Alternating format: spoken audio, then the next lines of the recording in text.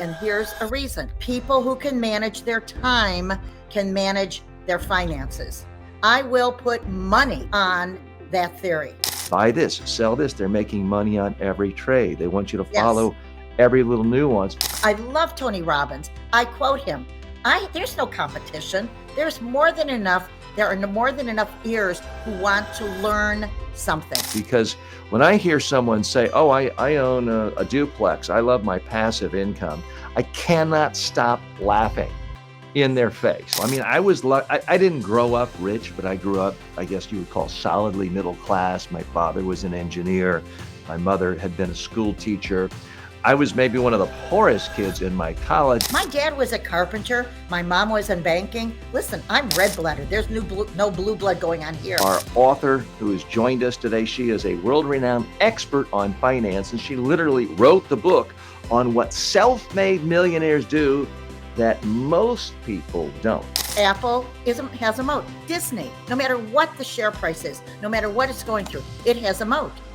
Is you want your money to be easily accessible, so you keep it in a bank. Are you kidding? Yes, I did that for 30 years. TJ, because I know your listeners, readers are going to love this. If you have children in your life, or grandchildren, or nieces, or nephews, stop buying them all kinds of crap, excuse my French.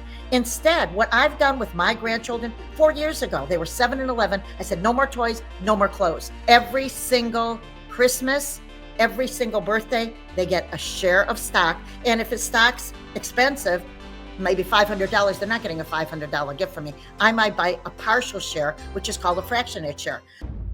Do you ever wonder why certain self-made millionaires become millionaires, what they did differently from you? It can't just be as simple as they didn't order Starbucks coffee. They made Holmes coffee and saved a few. It can't be that simple, right? Yet that's what we hear constantly in the media.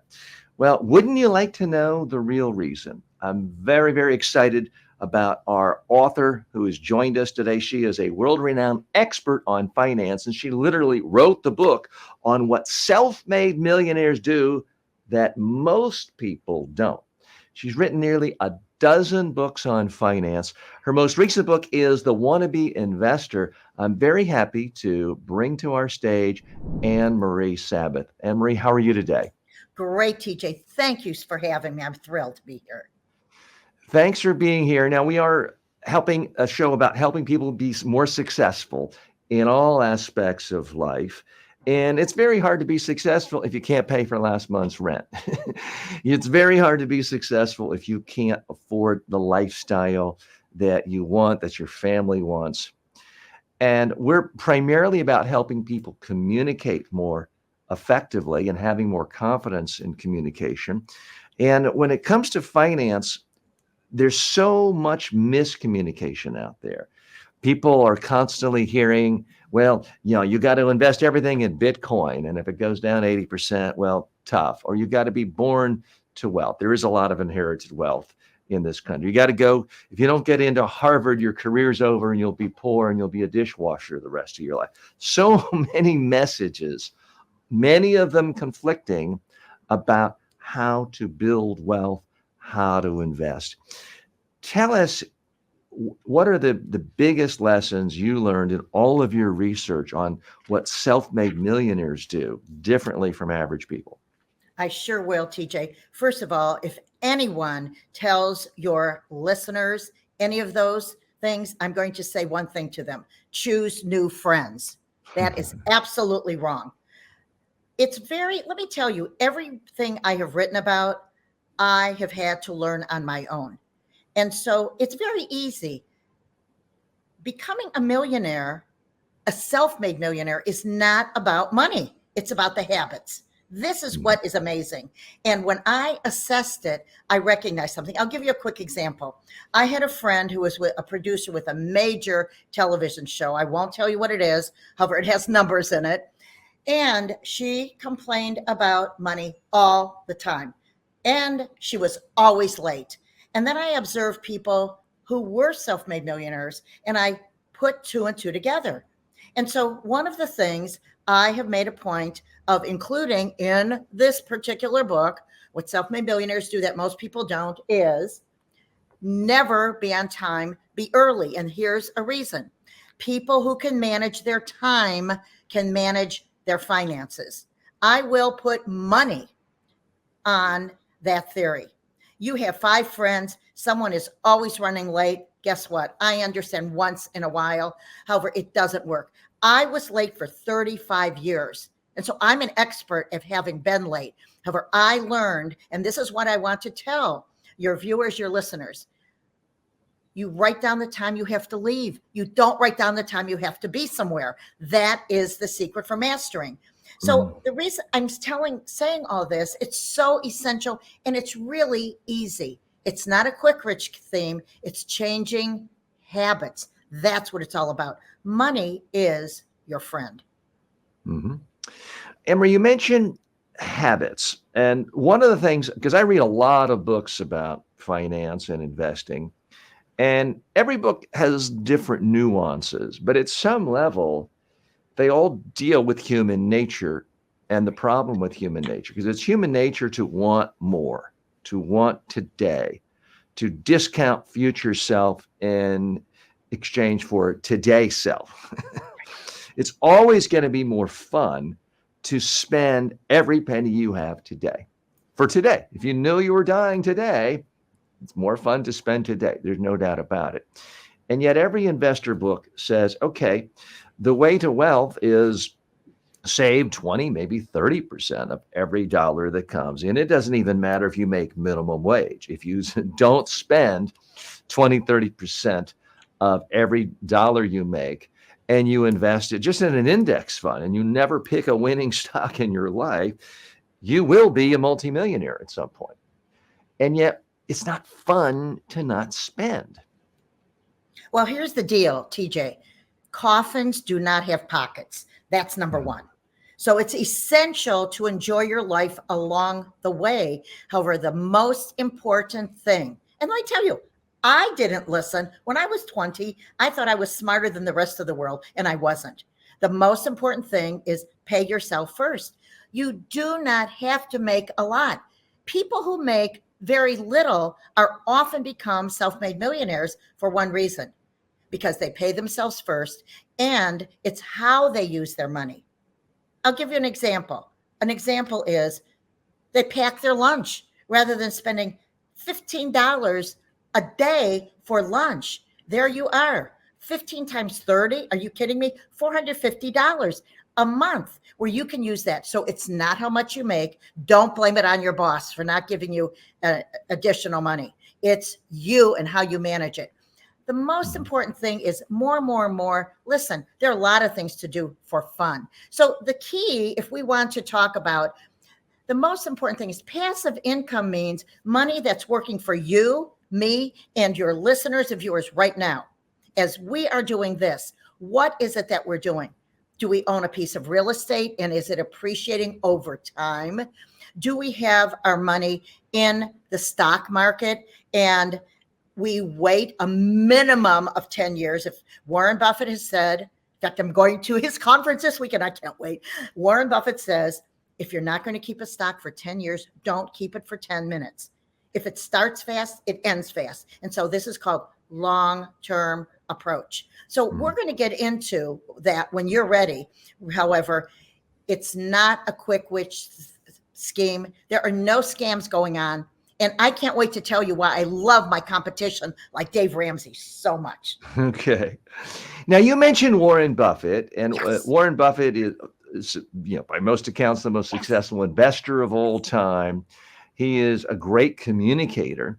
One of the things he attempts to communicate, and I would say he fails at, which is he says his biggest piece of advice to most investors these days, or certainly young people starting out, is do not pick a single stock. Instead, put your money in an index fund, an S&P 500 index fund, and forget about it for 30, 40, 50 years. You can't help but be a multi-millionaire.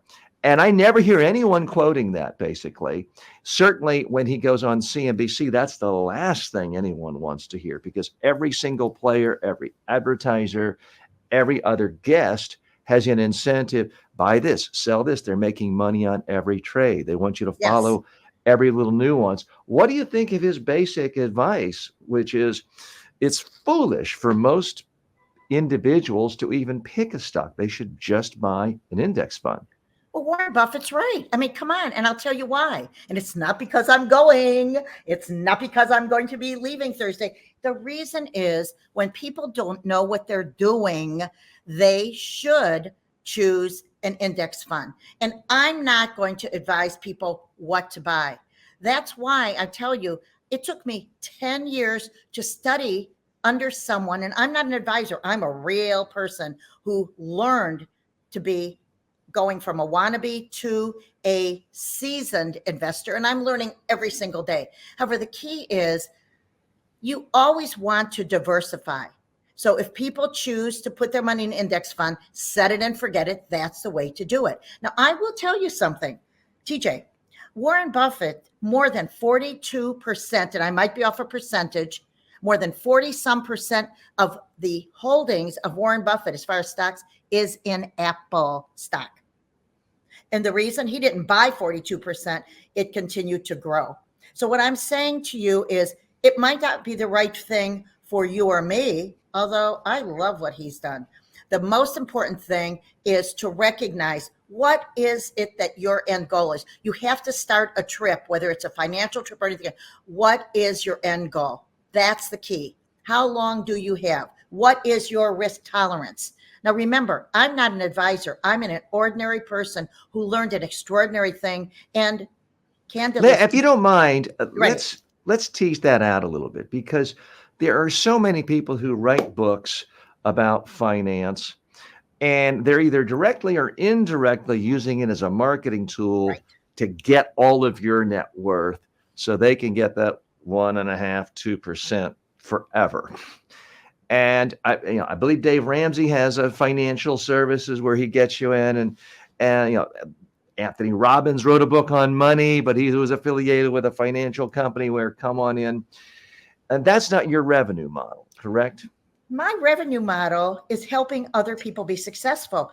And here's the reason I get anything I want in my life by helping others. Now, this is not a church. This is not a synagogue. I help people for the sake of it. So if you ask what differentiates me from everyone else, and I love Dave Ramsey, I quote him. I love Tony Robbins, I quote him. There's no competition. There's more than enough. There are more than enough ears who want to learn something. I have every book you can imagine on investing, things I didn't even understand for decades. Now I understand them. I'm doing this because I want to help people create their own success. There is no hidden agenda. So again, you know what? This is what it's about. I love helping people. And I'm not a trust fund baby. I don't have a sugar daddy. However, I have earned every cent because of helping people, and I get everything back. When I need a favor, trust me, they're all in line waiting. That's the bottom line. Earlier, you mentioned passive income, and I always sort of my back stiffens up when I hear that phrase, because yes, of course, there's such a thing as passive income. If you put $10,000 in Berkshire in 1965, you're, if not a billionaire, close to it, and you didn't have to do any extra work. You didn't even have to go to his conferences. So there is such a thing as passive income, Yes. but there's also such a thing as every single day, everyone's email box is full of scams that all say, hey, you're going to get rich with passive income. I'm going to teach you how. Buy my $2,000 program. So I always sort of grab my wallet quickly when I hear someone talk about passive income. How are you actually defining it? Because when I hear someone say, oh, I own a duplex, I love my passive income, I cannot stop laughing in their face, because I've owned real estate before. I lost money. To me, real estate, in most cases, there can be exceptions, but no one ever goes to a cocktail party and says, oh yeah, I bought this property and I lost $50,000. I would have made 200,000 more if I just stuck the money in an index fund 3 years. No one brags about that. They only brag about, well, I bought it at this and I made a huge profit. It's so often not passive. So I want to hear, what is your definition of actual passive income, passive investments? Passive is letting something work for you while you're doing something else. And I will tell you, I've owned real estate over and above my home. And guess what? There were some where I broke even. There were some where I made a lot of money. And so the most important thing is to know you have to be right more than wrong. That's the most important thing. Passive income is your money, my money, any your listeners, viewers' money in stocks, whatever you want. Passive income means it is working for you while you are not expending any energy on it. That's passive income. And it's very important, if I can say this, if I may, I don't want your viewers, your listeners to realize it's a snap of the finger, because what I say in my book, the most recent book that came out, The Wannabe Investor, you are not allowed. If you were with me, I would say to you, you are not allowed to put 1 penny in investing until you, one, have a 401k, that's a retirement fund that an organization typically makes available to you, or if you own your own business, no excuse, you then must have a Roth IRA. And how do you do it? Well, you know what? Pick up my book. I mean, for goodness sake, go online, how to open a Roth IRA. Go to fidelity.com, Merrill Lynch.com, Schwab, etc., and call their 800 number and tell them you want to know how to do it. With many of those organizations, you don't need to put in a penny. You simply need your Social Security. So you're not allowed to do any of this until you start investing through your fund, and you have to max it to the most. You have to max it because companies, typically organizations, match a certain percentage. This is something else I have to say, if you don't mind. Before my manuscript was published, I was so glad to find out that there is a law that's been passed through legislation called the Secure, SECURE 2.0 Act. What that does is that allows organizations to be able to match a certain percentage of the student loan debt that individuals pay off on their student loans. I mean, this is like a no-brainer. So people should reach out to their human resource manager, to be able to say, does our organization, are they part of, or are they going to be part of this SECUR, Secure 2.0 Act? That's in my book. I mean, are you kidding me? Why not open a retirement account and let your organization match a certain percentage of what you're paying off in student debt? So I'm saying to you, this is important. You can't just jump in and buy a stock. If you do, if it starts fast, it ends fast. Don't get a hot tip from someone who said they made $1 million. To TJ, your point, people don't say what they didn't do. They only brag about what they do. Those are the people that you want to run away from fast.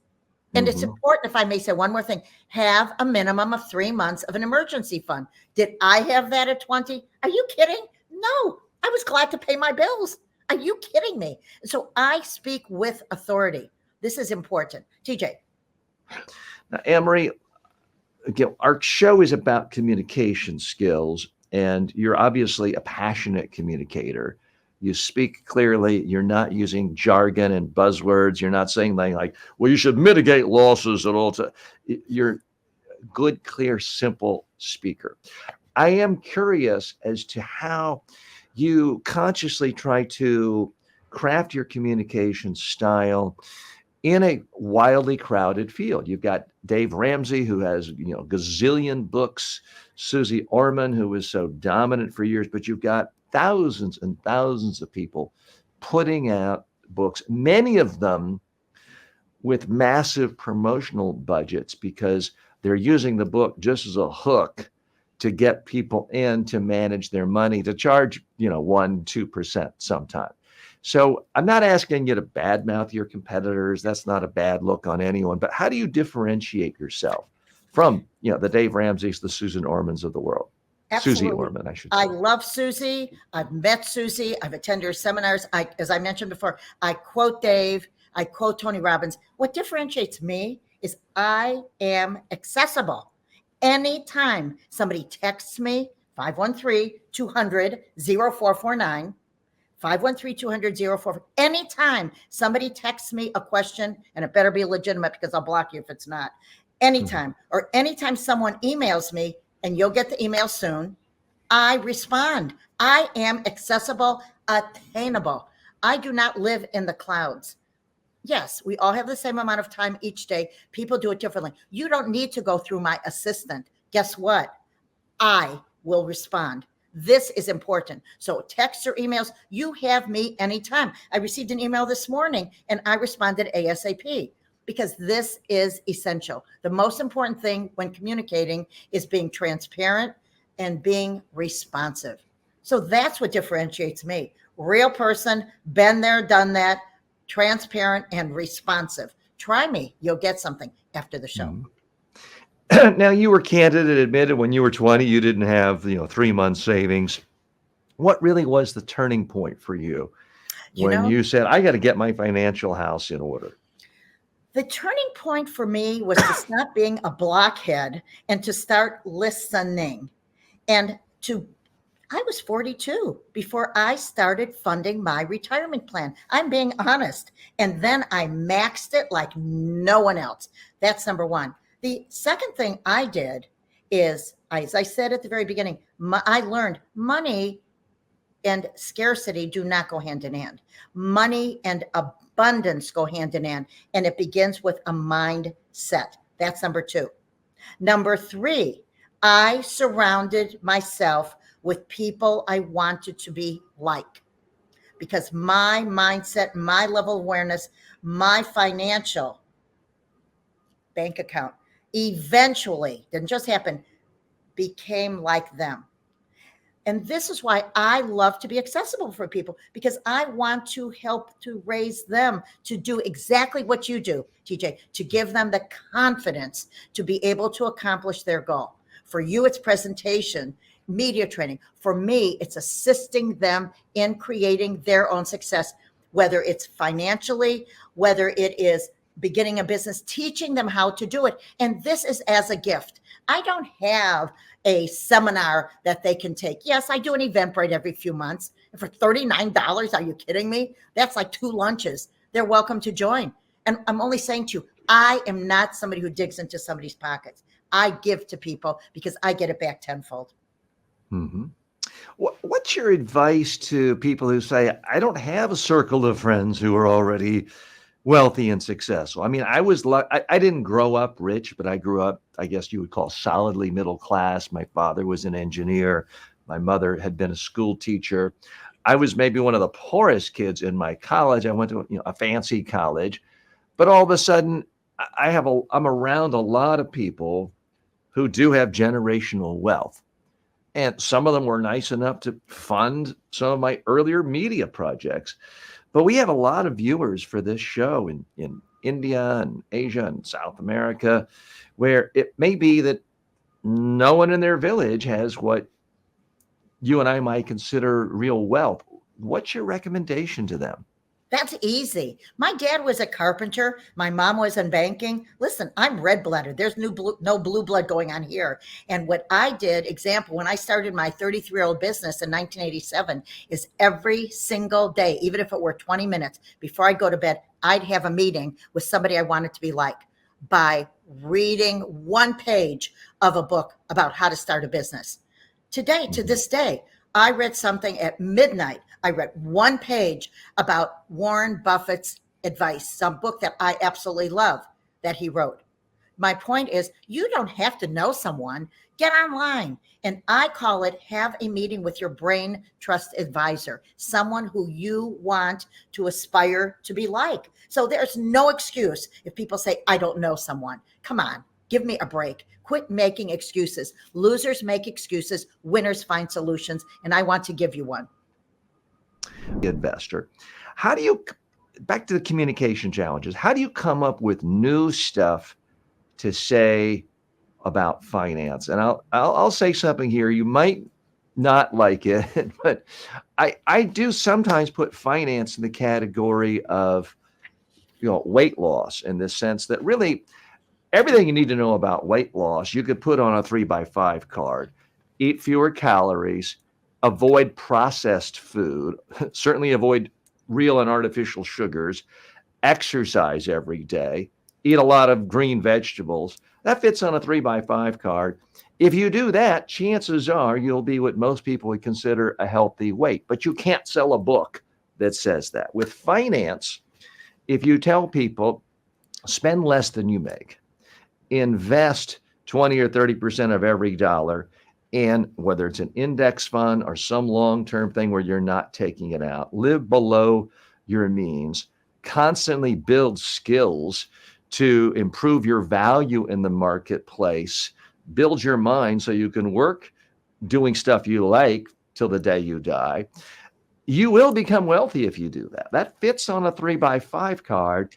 If I tried to publish a book with just that, I'd be laughed out of every major publisher. I wouldn't sell anything because people, for the most part, don't want to hear that. So that's my challenge. How do you keep writing new books when so much of the core truth is known and people at some level don't want to accept it? In the same way, I want to think I can lose weight eating chocolate sundaes every day and drinking more beer, as the case is for many people. How do you fight that fundamental human nature to not really want to listen to the core messages? Well, first of all, TJ, you don't need to lose an ounce. Have that hot fudge sundae. You look great. Number one. Thank you. Number two, the way you do it, people love stories. And so the key is, yes, there are only so many words in the dictionary, whatever your language is. The most important thing is share experiences. I have 3 more books in my mind. I never tell people what I'm going to write until I'm 75% finished. And the reason is because of the experiences. The reason is because I watch what people do, right, wrong. I learn what I could be doing better. And being human, continuing to succeed is always figuring out ways how to do it better while accepting what you do right and accepting other people. Let me tell you, it's so easy. I have to say, everybody has a book inside of them. And so the question is, what have you observed that you can share with others? Every one of my books is based on what I've learned, what I've experienced, what I've done wrong, what I've learned to do right. And remember, that's how it works. This is essential. Think of anyone. I'm going to give you an example. There's a stock. I'm not saying buy it. I love it myself. Anyway, it's not for you, called NVIDIA, NVDA. Jensen Huang is the CEO. He's the godfather of artificial intelligence. Well, I say that because guess what? I read something on a CNBC interview that he began when he was in college and maybe before washing dishes at Denny's. He washed more toilets, this is a quote from him, than anyone you know. And you know what I'm saying is, and he learned how to make it happen little by little. In Spanish, if anyone speaks Spanish, there's a saying called little by little, you go far. Poco a poco se va lejos. I wasn't raised with Spanish. I learned Spanish. And so I'm saying to you, you can learn the language of success. You can learn. It's a matter of what you want to do and then making it happen one step at a time. A scam, to your point, TJ, is if it starts fast, it ends fast. Run as far as you can. That's the most important thing. Well, the problem is sometimes you don't know when scams are going to end. And, if it lasts for hundreds of years, sometimes it's debatable whether it is a scam. I have been extraordinarily skeptical of cryptocurrency and Bitcoin, and I've been telling my friends for years, stay away. I agree with Warren Buffett, who says it's essentially toxic sludge and garbage, and he wouldn't give $5 for every Bitcoin in the world. But here we are, what is it, 12, 14 years later, and I do know a lot of people who've made money. Now, a lot of people lose money. They don't like to talk about it. But what do you do when someone comes to you and says, oh, well, everyone I know has made money from this, and I want it to be a part of my portfolio, and even BlackRock has funds that take it into. What's your advice on that? I do think of Bitcoin, for that matter, even gold. I can't remember if it's Warren Buffett or Charlie Munger who says civilized people invest in real businesses. That's why he doesn't invest in gold or Bitcoin. He doesn't consider it a real business, meaning it's got some service it provides to people where there's actual benefit. Well, the key is this. I have an entire chapter in the Wannabe Investor on cryptocurrency. I'm very transparent and say at the beginning, I don't own it. However, I want you to learn about it. And here's the case. No FOMO going on, fear of missing out. People have said it. Warren Buffett has said it. People with logic know you do not buy something you do not understand. So the key is, look, I know people who've made a lot of money in crypto. However, it's not for me. Does it mean they're wrong? No, that's their choice. So the key is, rather than negating that it's bad, it's not necessarily bad. It's a matter of us having to learn it and then decide, is this something we want to do? So that's really what it's about. Rather than judging, it's listening and learning, and then making our decisions. That's the bottom line. But let me question you on this idea that you should only invest in things you know. I mean, I have information technology funds. I have no idea what half of these things do. But, the fund has been up 13.9% that's the average for 20 years. It's been up 19% for the last decade. A large holding is Apple. I don't really know how this thing works. And yet I know how McDonald's works, but if I had if I had significant holdings in McDonald's over the last 10 years, I would not have beaten the index. So is it really true you should only invest in things you know? Yes. The answer is yes. Are you kidding me? Yes. When you go on vacation, you close your eyes and say, I'm going here. You want to know what is there, what is the benefit, understanding. The answer is absolutely yes. And I'll give an example. You need my book, TJ. I have to tell you, we're going to have to sit down and meet, and I'm not an advisor. It's important. And I go back to Warren Buffett, not because I want to say Warren Buffett all the time, but he's absolutely right. And I have my own Alan Buffett, who's been in the market 65 years. That's how I have learned. Listen, so the key is, when I buy a stock, I make sure that I buy a stock with a moat, M-O-A-T. Do you know what a moat is, TJ? Mm-hmm. Something that protects you, keeps the evil forces out. Exactly. And That's investing in something where you're hoping the downside is so minimal, you're not going to lose your money. Exactly. A moat is something. So give an example. Apple has a moat. Disney, no matter what the share price is, no matter what it's going through, it has a moat. And the reason is because its competition doesn't have theme parks. It doesn't have all the IP. It doesn't have the name recognition. It doesn't have top management. That's a moat. Apple. Well, let me challenge you there for a minute. And full disclosure for everyone, this is not a financial show. We are not giving any financial investment advice. You're not a registered advisor seeking clients. I'm not. I've got a Series 7, Series 63, but I'm not a financial advisor active. No one's trying to raise money or sell any securities on this show today. But let's just look at Apple. I mean, I have significant holdings in Apple in my index funds, but they have competition all over the place. Other people are trying to sell phones. Android is competing with them every day. You've got federal trade commissions and governments in the United States and throughout Europe constantly saying they're guilty of restraint of trade. They could have major regulatory actions against them. Is it really true that they are destined to have continued, $1 trillion growth the way they've been on for the last decade or so? Yes, and yes. And here's the reason. If you have an Apple phone, you're not going to switch to Samsung because Apple has a network. Your iPad's not going to be connecting with it. This is important. Apple has name recognition. It's so essential. Apple, there's a very high barrier to entry.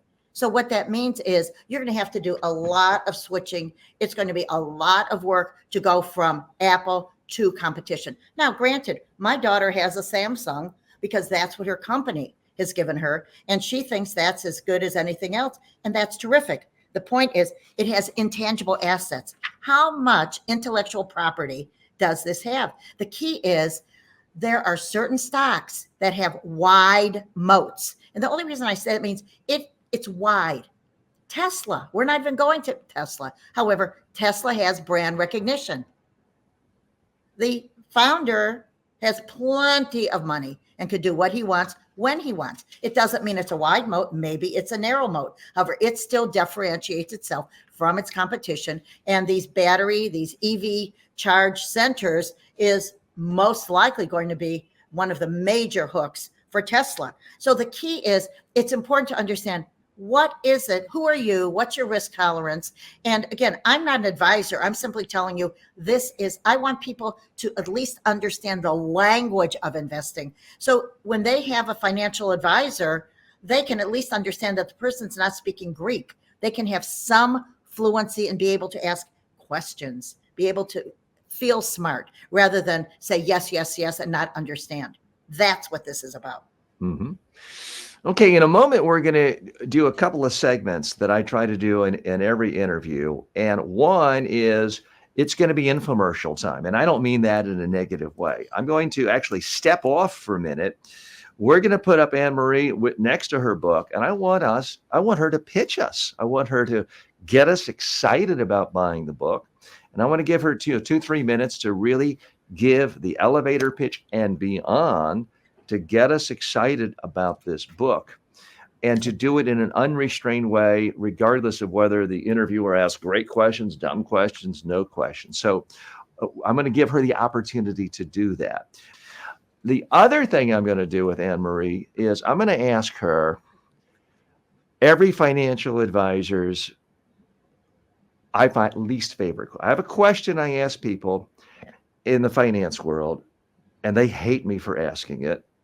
And I'm not sure I've ever had anyone really give me a straight answer. So you're going to want to stay tuned for that question, because we're going to give Anne Marie ample time for both of those. But so right now, Anne Marie, I'm actually let's bring up your book. And this is your 11th book. Am I understanding correctly? Yes. 11th book. So a wealth of knowledge here. This is not someone who just said, oh, I want to be an author today. Let me just cook up something and go to ChatGPT and spit out something. This is someone who spent decades and decades and decades immersed in the field of personal finance and sharing her expertise and her tips with you and with people who do you have a target market? I mean, it's not billionaires, presumably. It's not people who have literally no income. Who is your target market for the book? My target market is someone who wants to prepare for their financial future one day at a time. Somebody who has a nickel in their hands, someone who has a dime in their hands, someone who wants to know how to make their money work for them, who's a wannabe, who's curious and wants to learn. And I actually have people who are seasoned investors who go on my Eventbrite because they want to know what's the one thing they can do. And they've learned, oh, maybe I should reinvest my dividends. And when I show them, excuse me 1 minute, I'm actually going to take myself off the screen and we're going to put you on. And I want you just to say everything you want to say about this book as if you'd been invited to give a mini TED Talk on it. And then we'll talk about what you were trying to do and why you hit those buttons. And then I'm going to go to the big, tough question. Okay, let's. Ready to do it. Well, first of all, thank you, TJ, for having me on. My name is Anne Marie Sabbath, and this is my 11th book. It took me 10 years of spending time with an individual who's retired from the New York Philharmonic. He was a violinist, and he still plays for us, and he knows how to do much more than pizzicato. For 65 years, he has been investing one step at a time. He knew very little, and he learned every day he reads. And so I was fortunate enough to meet him, and for every single day, I spent time with him on the phone, via email, in person, and I learned what I'm sharing with you in this book, The Wannabe Investor. 7 years after spending these 10 years with him, 7 years into it, I said, I have to write this. And here's why. Approximately 40% of people are not invested in the stock market. And I'm going to see if that's you. One, You live paycheck to paycheck and think you don't have enough money to invest. Well, by the time I get finished with you, you'll know you do. It's a matter of how you spend what you make. You have student debt. Well, let me tell you, you may have student debt, and yes, you should pay it off. However, if you know your interest rate is 3% and the average over a 20-year period in the market is 6%, then you know what? Pay your student debt. However, pay a certain percentage, take a certain percentage of that money and invest it in the market through what you're going to see in the book, a whole chapter, dollar cost averaging. And you could be doing that through your retirement fund that your organization has, or that you may have, you can open through your 401, through a Roth IRA. A third reason is you don't have enough money to set aside. You know what? I saw you out to dinner. You could have had people over for dinner and had appetizers and everybody bring something. So don't go there with me. You're not sure how to open a brokerage account. No longer an excuse. It's in the book, a whole chapter. Another reason is that people use for not investing in the market is you want your money to be easily accessible, so you keep it in a bank. Are you kidding? Yes, I did that for 30 years. I did that for 30 years because I did not know how to invest in the market. And then I finally realized, after meeting my language of investing guru, who's not a financial advisor, who's, again, a violinist. He knew how to do it through trial and error. And let me tell you, believe me, he knows how to do it. So what happened is, you see that if inflation is X percent and the money in the bank is not even making a percent, are you really kidding me? You're losing money every single day. The last thing you want is to have your money in a savings account or a money market. Sure, you want to keep a minimum of 3 months in that type of fund. However, not all of your funds. Otherwise, you're going to be working until kingdom come. And another reason is, you put your money in the stock market. If you do, you think it's a form of gambling. It is a form of gambling when you don't know what you're doing. Don't take the first tip from someone and buy a stock. You have to research it. This is essential. You don't eat something unless you know the ingredients. And if you do, shame on you. And the last reason is you think you don't have enough money to invest. You know what? You do. As I said before, it's how you use the money you have. Listen, I live in New York. I go shopping every day in my closet. Got the picture? So that's what I have to say. Wow, fantastic. Very articulate. And that's the mark of a real pro. The amateur says, well, I hope this interview goes well. I hope they ask me the right questions, or I hope that the host is nice to me. What Anne Marie Sabbath just demonstrated is, it's not about the questions. You come prepared, ready to deliver your value, passionate about your message. And if the interviewer asks great questions, fine. If the interview walks off the set, you couldn't care less. You're going to deliver a great message. And I didn't walk off. I just wanted to give her that opportunity. So fantastic messaging. Really very, very compelling, Anne Marie.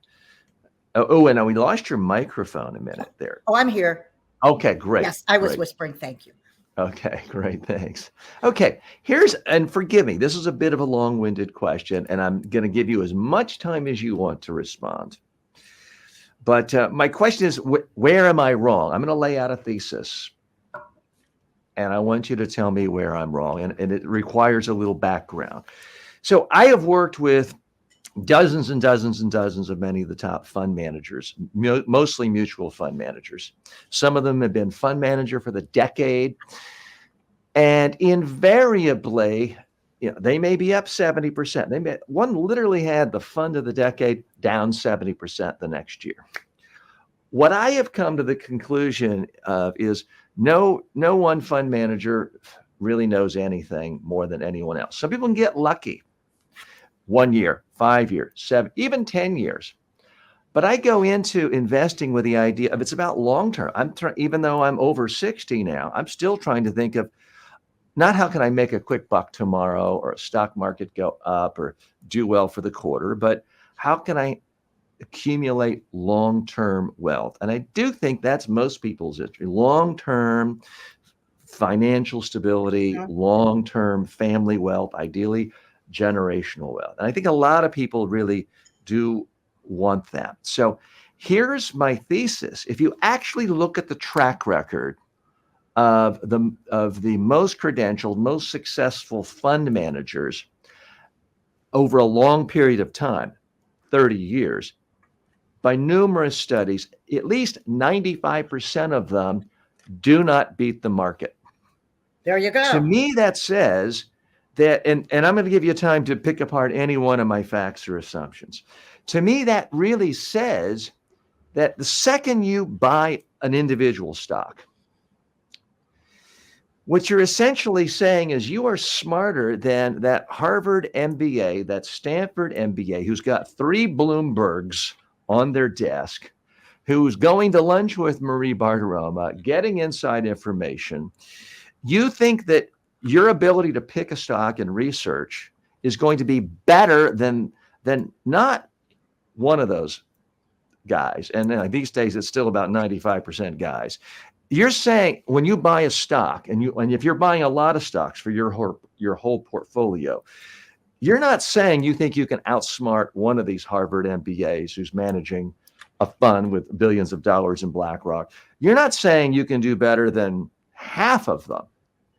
You're saying you can outdo 95% of them. To me, that is essentially an absurdity.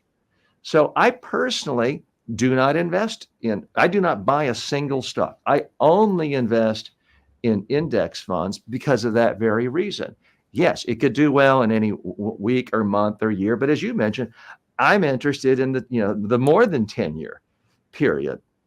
And I think most people would be far better off never looking at CNBC, never looking at the financial reports, never listening to stock tips.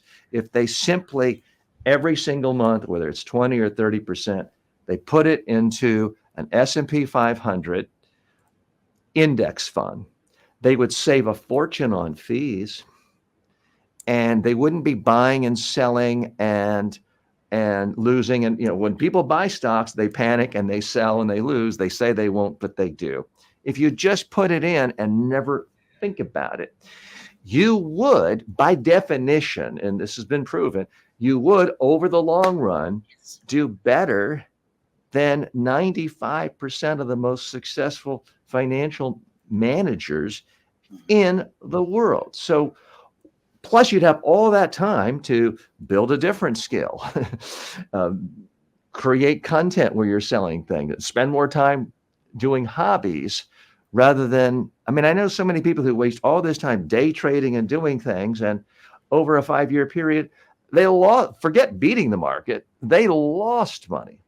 And again, you mentioned Warren Buffett. This is what he recommends, and yet for the most part, no one talks about it. So tell me where I'm wrong in my logic. Again, my thesis is it is completely irrational for anyone other than someone who has a 7-figure income with a major Wall Street firm to ever do anything other than put their money into an index fund, a broad market S&P 500 index fund, or as I do, information technology index fund, because most people blow their money on fees, and they waste their money on fees, and they waste their money on trading. And everyone knows you're supposed to buy low and sell high.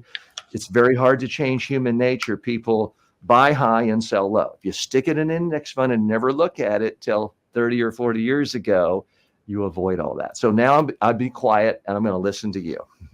Well, first of all, number one, there are 3 different types of people.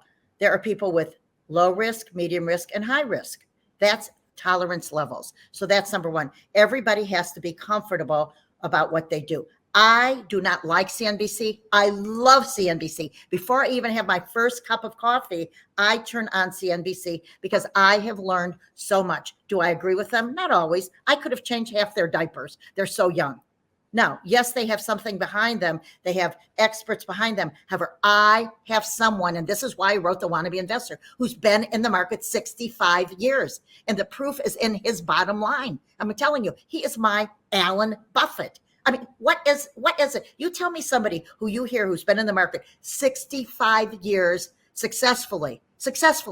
And so I tell you, yes, you have to be right more than wrong. Now, stocks go up, stocks go down. There are three things you have to do to be successful. Number one, you have to diversify. You should not put more than 10% in any one stock. Do I do that? Not all the time. Sometimes I break that rule. However, that is the guideline. Two, you must have, again, 10%, no more than 10%. So you have 10 stocks, 10%. That's number one. Number two, keep your stocks a minimum of 10 years. In my book, in the Must Know Facts of the Wannabe Investor, there is a woman who's 92 years old. She was told that 92 is the first 62. She was so panicked, thinking, I don't have enough money to live another 20 years. I planned to have my funds last until probably 85, and now I'm 92. I have some left. So what she did is she listened to somebody who was in the retirement center who had a background. He said, take 25% and invest it for 10 years, no more than 10% in each stock, and make sure you only buy one of each sector, because there are 10 business sectors. There's a whole section in the book on that. Well, guess what? Stella did exactly that. And what you will see is there's a chart, exactly what she did. She didn't make millions of dollars. However, she ended up buying, after 10 years, 3 of her stocks were down, were negative after 10 years. However, the other ones were up. And she ended up with a 433,000 after putting in 100,000. Now, that doesn't count taxes, etc. Her bracket was low, needless to say. The point is, those are the formulas for success. Diversify, no more than 10% in any one stock. And in this case, I did business sector, and keep it a minimum of 10 years. Be careful. Be careful who you're listening to. But I'm sorry, I'm Yes, confused because please. if you're buying the entire S&P 500, you have 500 stocks. So There you you go. are diversified if you get an index fund, number one. That's right. And if you're focused on long term, the S&P 500, the stock market in general, has gone up about 10% a year. So Approximately 6.5%. I'm not seeing how you've negated my premise, I guess is my I did question. not negate it. Here's the case. Thank you for saying that. And I love a good debate, TJ. Number one, if you are low risk or medium risk, you might invest in an index fund. If you are high risk, and I am high risk, now I don't jump off a bridge, I don't do these things. However, I enjoy managing my portfolio by stocks, by investing in stocks and following this premise. It's not right for everyone. You have to determine what's right for you. Now, the one thing I'm going to say to you, TJ, because I know your listeners, readers are going to love this. If you have children in your life, or grandchildren, or nieces, or nephews, stop buying them all kinds of crap, excuse my French. Instead, what I've done with my grandchildren 4 years ago, they were 7 and 11. I said, no more toys, no more clothes. Every single Christmas, every single birthday, they get a share of stock. And if it's stock's expensive, maybe $500, they're not getting a $500 gift from me. I might buy a partial share, which is called a fractionate share. They also have a charm bracelet, a sterling silver charm bracelet with a stock with a symbol, Apple, Minnie Mouse, Starbucks cup, a plane for GE, and they have actually 19 stocks. They have 19 stocks in their portfolio, and they have 19 charms. So I say, think, diversify, map things out, understand. That is a fascinating tip. The book, The Wannabe Investor by Anne Marie Sabbath, it's available on Amazon, bookstores, everywhere. I just love that tip about giving a stock as a present and a bracelet commemorating it. We have time for a couple of more interesting tidbits. Anything else like that people get when they read your book? Oh my goodness. Well, they get access to me. Again, they're not charged. It's a gift of knowledge because, again, my goal is to help people pay it forward. Everyone's not going to have access to someone who's been in the market 65 years. And at the end of every section, there's an Alanism, meaning I made the word up. Yes, you add an ism, a prefix or suffix, and you have a word. So an Alanism example is buy a stock like you would choose a mate. Keep it long term. Well, again, that happens. Or you can't have everything. To your point, if you want several stocks in a particular sector, invest in an ETF that focuses on that sector or an index fund. So you get there's so much in here. It's everything I've learned. It took me 3 years to write, 3 editors. One of them is an independent contractor with the Motley Fool. If you don't know about that, great newsletter. So the most important thing is there's no scam going on here. I'm not going to give you an advisor. I don't even have an advisor. I have somebody who I work with once a year to make sure that I am on the right track. However, I'm saying to you, recognize what you're doing and learn from this. Understand what you're doing. This is so essential. And again, I'm a wannabe. I can relate. There are no foolish questions. The only foolish question is the one you don't ask. So that's what it's about. Dave Ramsey, you keep going. Tony Robbins and Susie, let's keep doing it. You're at a different level. I'm an everyday person who wants to teach an extraordinary thing. Anne Marie Sabbath, thank you for being our guest. If you have questions for Anne Marie, my suggestion would be buy the book first. It couldn't hurt. And she's probably answered the question there, but also reach out to her. We're posting to your social media links, and you're all over the place. You're on Twitter, LinkedIn, Facebook, and you just search for Anne Marie Sabbath. Thank you so much for being our guest today. Take care. Thank you, TJ.